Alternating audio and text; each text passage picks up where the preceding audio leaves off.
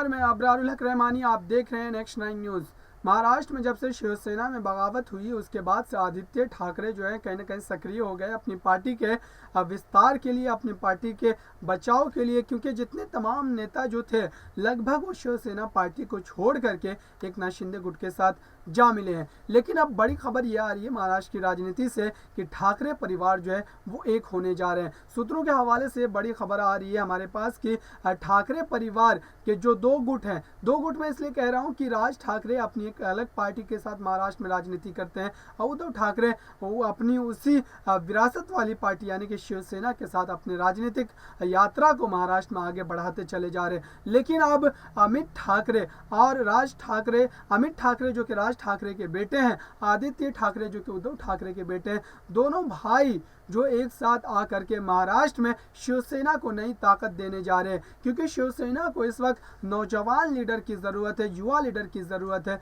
और युवा लीडर जो है अगर ये दोनों एक साथ आ जाते हैं तो फिर आप समझिए कि महाराष्ट्र में शिवसेना की जो ताकत है वो किस कदर बढ़ जाएगी। और कहीं ना कहीं महाराष्ट्र में और जो क्षेत्रीय दल हैं उनके ऊपर एक तरीके से सवाल या निशान लग जाएगा, क्योंकि शिवसेना पार्टी पहले भी मजबूत है और अगर नौजवान लीडर उनसे जुड़ जाते हैं। और उससे भी बड़ी बात यह कि ठाकरे परिवार के जो दो युवा लीडर अभी उभर रहे हैं महाराष्ट्र में, वो अगर एक साथ आकर के महाराष्ट्र में अपनी राजनीति को आगे बढ़ाते हैं और शिवसेना बाला साहब ठाकरे की जो आदर्श थे उनके ऊपर काम करते हुए महाराष्ट्र की जनता के दिलों में अपनी जगह बना पाते हैं, तो फिर आप समझिए कि महाराष्ट्र में शिवसेना और ठाकरे परिवार का जो दबदबा है वो बरकरार रहेगा। लेकिन उससे भी बड़ी बात यह है कि क्या आदित्य ठाकरे और अमित ठाकरे एक साथ आने के बाद ज़्यादा दिनों तक अपने एक राजनीतिक यात्रा को बढ़ा सकते हैं या उनके बीच भी इख्तिलाफ हो जाएंगे। क्योंकि उद्धव ठाकरे और राज ठाकरे भी